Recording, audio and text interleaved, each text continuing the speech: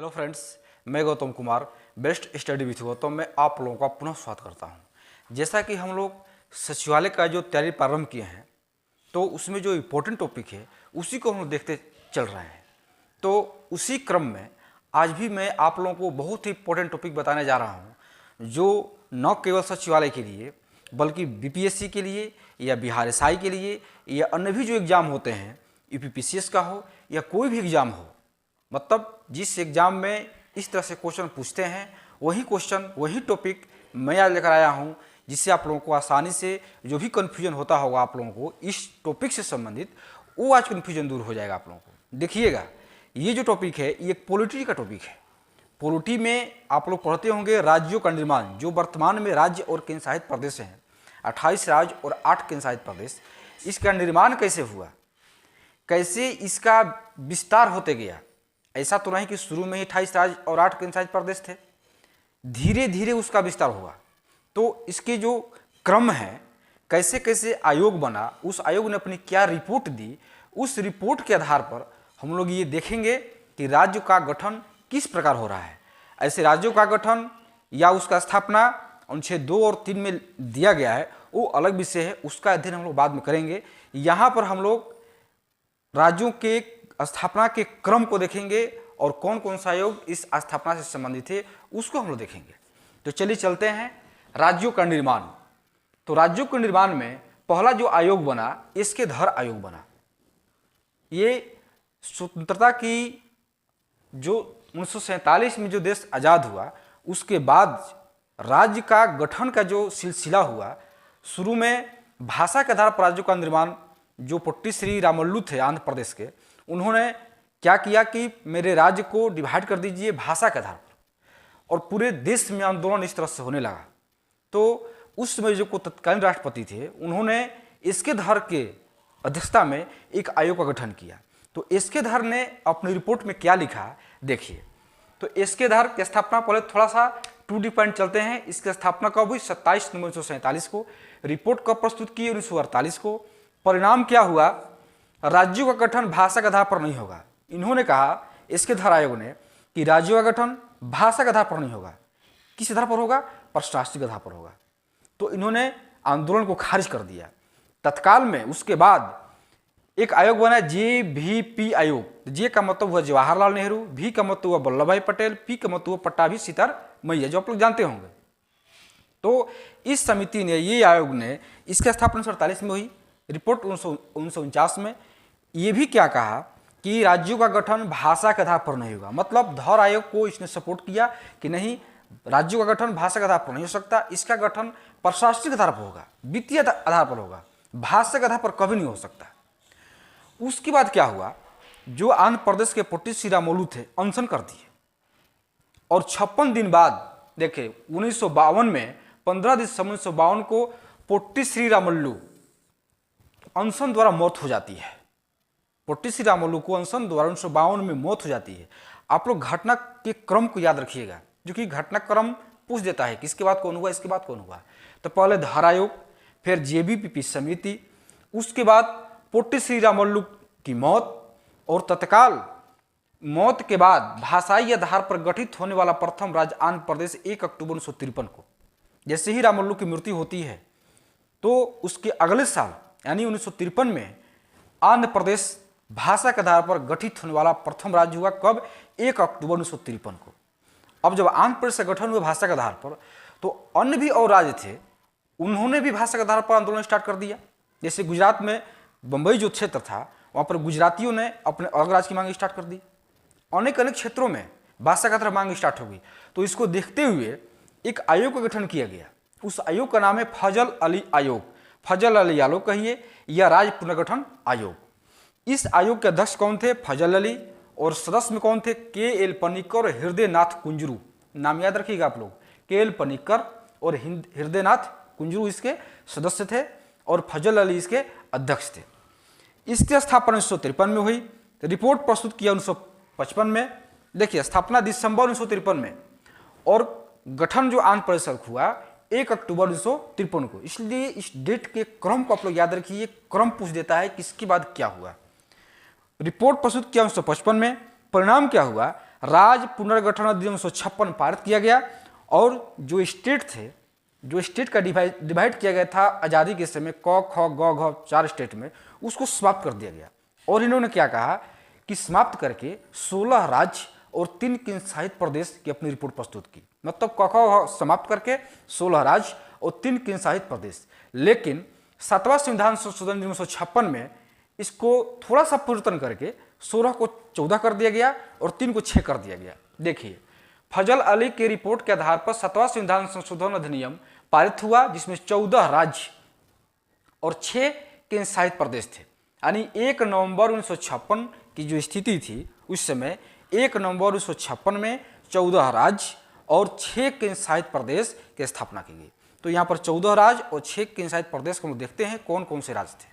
तो देखिए, 14 राज्य की यहाँ पर वर्णन किया गया है और 6 केंद्रशासित प्रदेश 1956 में। तो राज्य यहाँ पर देख सकते हैं, पहला है आंध्र प्रदेश, उसके बाद असम, बिहार, बम्बई, जम्मू कश्मीर, केरल, मध्य प्रदेश, उत्तर प्रदेश, मद्रास, मैसूर, उड़ीसा, पंजाब, राजस्थान और पश्चिम बंगाल। और केंद्रशासित प्रदेश में है दिल्ली, हिमाचल प्रदेश, मणिपुर, त्रिपुरा, अंडमान निकोबार, लक्षद्वीप, मिनी काय और मिनी द्वीप। ये 1973 में इसका नाम बदल करके लक्षद्वीप कर दिया गया। तो 6 इधर केंद्रशासित प्रदेश हो गए और 14 इधर राज्य हो गए। तो ये स्थिति थी 1 नवंबर 1956 की। तो उसके बाद मतलब 1 नवंबर 1956 के बाद और भी भाषाई आधार पर जो राज्य थे भारत के, वो अपना अलग राज्य की मांग करने लगे। महाराष्ट्र में जो गुजराती थे उन्होंने गुजरात अलग मांग स्टार्ट कर दिया। नागालैंड जो असम में था, वहाँ के नागाओं ने अपना अलग राज्य की मांग स्टार्ट कर दी। मतलब अलग अलग क्षेत्रों में भाषा के आधार पर मांग प्रारंभ हो गई। तो धीरे धीरे देखिएगा 14 के बाद 14 जो राज्य थे, उसके बाद 15वां राज्य कौन बना, 16वां राज्य कौन बना, उसी का क्रम फिर हम लोग अगले स्लाइड में देखते हैं। तो ये था 14 स्टेट और 6 केंद्र शासित प्रदेश। उसके बाद जो 15वां राज्य बना, मतलब 1956 के बाद जो भी भाषाई आधार पर राज्य गठन होने लगा, उसके बाद 15 बना, 16 बना, क्रम से बनते गया। तो यहाँ पर आप लोग देख सकते हैं कि 14 राज्य और 6 केंद्र शासित प्रदेश के बाद 15वां जो राज्य बना वो गुजरात बना। कब? 1960 में, बम्बई को लेकर के। क्योंकि देखिएगा आप लोग, बम्बई एक राज्य था, जो 14वां राज्य आप लोग पढ़े होंगे, 14 राज्य उसमें बम्बई है। उसी को डिवाइड करके गुजरात अलग कर दिया गया। मतलब महाराष्ट्र खुद वहाँ पर हुआ और गुजरात वहाँ से अलग किया। गुजराती भाषा के लिए, मराठी के लिए महाराष्ट्र हो गया और गुजराती के लिए गुजरात हो गया। तो कब हुआ? 1960 में 15वां राज्य गुजरात, 15वां राज्य 1960 में। उसी तरह से अनेक राज्यों का गठन हुआ, जो यहाँ पर मैं लिखा हूँ। नागालैंड 16वां राज्य हुआ 1963 में, हरियाणा 17वां राज्य हुआ 1966 में, हिमाचल प्रदेश 18वां राज्य 1971 में, मणिपुर 19वां राज्य 1972 में, त्रिपुरा 22वां राज्य 1972। मतलब ये 72 में 3 हुआ। देखिए 1972 में 3 राज्यों का गठन हुआ। तो इसका क्रम कभी पूछ लेता है, क्योंकि 1972 में 3 हुआ। लेकिन अगर सबसे पहले देखा जाए तो मणिपुर हुआ 19वां में, उसके बाद त्रिपुरा 20वां में और मेघालय 21वां में। 72 में ही तीनों हुआ, लेकिन अलग अलग महीनों में हुआ। तो पहले कौन हुआ, उसके बाद कौन हुआ, उसके बाद कौन हुआ, ये भी पूछता है क्रम के अनुसार। इसलिए आप लोग याद रखिएगा, 1972 में 3, मणिपुर 19वां, त्रिपुरा 20वां, मेघालय 21वां। उसके बाद सिक्किम 22वां हुआ 1975 में। फिर 1987 में 3 राज्यों का गठन हुआ। देखिए 72 में 3 और 87 में 3। पहला हुआ मिजोरम 1923वां राज्य, अरुणाचल 24वां राज्य, गोवा 25वां राज्य। उसके बाद 2000 में भी 3 स्टेट हुआ। देखिए कौन? छत्तीसगढ़ सबसे पहले 26वां, उत्तराखंड 27वां, झारखंड 28वां और लास्ट में तेलंगाना हुआ 2014 में। तो इसको आप लोग क्रम से याद रखिएगा कि कौन राज्य का गठन पहले हुआ और उसके बाद कौन हुआ। तो यहाँ पर देख सकते हैं कि 72 में 3, 87 में 3 और 2000 में 3, ये था क्रम। तो अब जो स्थिति है भारत की, उसमें 28 राज्य हैं और 8 केंद्रशासित प्रदेश है। तो अभी हम लोग सीखेंगे कि 28 राज्य जो कैसे बना, क्योंकि जम्मू कश्मीर का विभाजन हो गया, जो कि एक राज्य था, और 2 केंद्रशासित प्रदेश बन गया। तो अब 29 राज्य नहीं है, 28 राज्य हैं। तो उसको हम लोग देखेंगे। 2019 में जम्मू कश्मीर पुनर्गठन अधिनियम पारित किया गया। इसके पहले जम्मू कश्मीर एक राज्य था, लेकिन 2019 में जब जम्मू कश्मीर पुनर्गठन अधिनियम पारित किया गया संसद में, तो जम्मू कश्मीर को 2 केंद्र शासित प्रदेशों में बांट दिया गया। कहने का मतलब ये है कि जो जम्मू कश्मीर राज्य था पहले, जो 29 राज्य में एक जम्मू कश्मीर का स्थान था, जो तेलंगाना बनने के बाद 29 जो राज्य थे उसमें जम्मू कश्मीर था। लेकिन 2019 में जब राज्य पुनर्गठन अधिनियम पारित किया गया केंद्र सरकार द्वारा, तो उसमें जम्मू कश्मीर को 2 केंद्र शासित प्रदेश में बांट दिया गया। तो 2 केंद्र शासित प्रदेश का नाम क्या है? देखिए, जम्मू कश्मीर राज्य को विभाजित कर 2 केंद्र शासित प्रदेश बनाया गया। पहला जो नाम है जम्मू कश्मीर, इसका वर्णन जो है अनुच्छेद 239 क में दिया गया है। ये भी याद करने वाली बात है, बहुत ही बारीक से क्वेश्चन यहाँ से पूछ सकता है। देखिएगा आप लोग, 239 क में जम्मू कश्मीर के बारे में बताया गया है, और लद्दाख जो बना दूसरा केंद्र शासित प्रदेश, इसका वर्णन 239 में है। चूंकि 239 क में इसलिए है चूंकि यहाँ पर विधानसभा है, लेकिन लद्दाख में विधानसभा नहीं है, इसलिए 239 में रखा गया है। जिस भी केंद्र शासित प्रदेश में विधानसभा नहीं है उसको 239 में रखा गया है, और जिसे विधानसभा है दिल्ली को छोड़कर, तो वहाँ पर 239 क में रखा गया है या 239 ए में रखा गया है। जैसे पांडिचेरी, वो भी 239 ए में है या क में है। तो इस तरह से यहाँ से भी क्वेश्चन पूछ सकता है, इसलिए इसको आप लोग बहुत ही ध्यान से देखिए, समझिए। अब हम लोग चलते हैं, दादर और नागर हवेली तथा दमन और दीव 2 केंद्र शासित प्रदेश थे। जब जम्मू कश्मीर का बंटवारा हुआ तो जो 2 केंद्र शासित प्रदेश बने, जम्मू कश्मीर लद्दाख, तो उस समय की स्थिति के अनुसार 7 जो केंद्र शासित प्रदेश थे और 2 ये 9 हो गए। लेकिन दादर नगर हवेली और दमन दीव जो 2 अलग अलग केंद्र शासित प्रदेश थे, आप लोग पढ़े होंगे, उन दोनों को संयुक्त कर दिया गया, दोनों को मिला दिया गया, और दोनों को मिला करके एक ही नाम दिया गया, क्या? दमन एवं दीव और दादर नगर हवेली। तो इस तरह से अब जो वर्तमान में है, कितने राज्य हैं? 28 राज्य। ये क्वेश्चन बहुत बार पूछ चुका है और आगे भी पूछने की संभावना है। कितना राज्य? 28 राज्य, और केंद्र शासित प्रदेश 8 केंद्र शासित प्रदेश है। तो आप लोग 28 राज्य का नाम याद होगा, और 8 केंद्र शासित प्रदेश का नाम भी आप लोगों को याद होगा।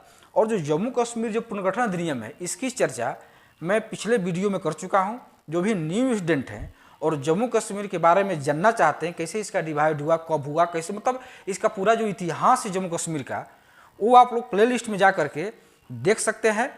न्यू स्टूडेंट के लिए, जो पुराने स्टूडेंट है वो तो देख लिए होंगे, वो समझ गए होंगे, लेकिन जो न्यू स्टूडेंट है उनके लिए मैं कह रहा हूँ कि प्ले लिस्ट में जाइए, वहाँ पर आपको जम्मू कश्मीर अधिनियम 2019 के बारे में दिया होगा, और इसका जो PDF है टेलीग्राम चैनल पर अवेलेबल है। कमेंट बॉक्स में जाइएगा, डिस्क्रिप्शन बॉक्स में जाइएगा, वहाँ पर टेलीग्राम चैनल का लिंक उपलब्ध होगा। वहाँ जाकर के टेलीग्राम चैनल पर जाइएगा, वहाँ पर इसका PDF है जम्मू कश्मीर का, और वहाँ से लोग PDF देख सकते हैं। तो वहाँ पर जम्मू कश्मीर का पूरा डिटेल में दिया गया है, पूरा डिटेल में मैं बताया हूँ, इसलिए मैं यहाँ पर शॉर्ट रूप में बताया, क्योंकि यहाँ पर मेन बताना था कितने राज्य हैं, राज्यों का क्रम कैसे हुआ, स्थापना कैसे हुआ, तो उनको क्रम को यहाँ पर बताया गया, उसी के संदर्भ में जम्मू कश्मीर की यहाँ पर चर्चा हो। इस प्रकार आप लोगों ने देखा कि 28 राज्य और 8 केंद्र शासित प्रदेश बनने में किस तरह से क्रम आगे बढ़ता गया, कौन कौन से आयोग आए, उस आयोग ने कैसे कैसे अपनी रिपोर्ट दी, उस रिपोर्ट के आधार पर कैसे राज्यों का गठन हुआ। तो आज जो मैं आप लोग बताया, हमको उम्मीद है कि आप लोगों को बिल्कुल ही समझ में आ गया होगा। फिर भी अगर समझ में नहीं आए तो कमेंट बॉक्स में कमेंट कीजिए और बताइए कि कहाँ आप लोग समझ में नहीं आया। मैं पुनः बताने का, समझाने का प्रयास करूँगा, क्योंकि एग्जाम धीरे धीरे नज़दीक आ रहा है, इसलिए मैं इंपॉर्टेंट टॉपिक को ही मैं आप लोग सामने बताने का प्रयास कर रहा हूँ, और आप लोग भी भली भांति इस बात को समझ रहे होंगे। आप लोग प्रैक्टिस सेट लगा रहे होंगे, बहुत अच्छी तरह से आप लोगों की तैयारी चल रही होगी, बहुत बढ़िया है। लेकिन जो भी पॉइंट टॉपिक, जो कन्फ्यूजन टॉपिक है, जहाँ पर कन्फ्यूजन होता है, इसमें चूंकि आप लोगों को कन्फ्यूजन होता है बार बार, क्योंकि यहाँ से क्वेश्चन बार बार पूछता है। एक ही वर्ष में 3 स्टेट, वो भी 3 स्टेट के पहले कौन, उसके बाद कौन, उसके बाद कौन, ये पूछता है बार बार। इसलिए मैं इस तरह कन्फ्यूजन को आप लोगों को दूर करने का प्रयास कर रहा हूँ। तो आज का वीडियो बस इतना ही। कल फिर एक नए लेक्चर के साथ, एक इंपॉर्टेंट जो विषय होगा, टॉपिक होगा, उसी के साथ हम लोग मिलते हैं। धन्यवाद।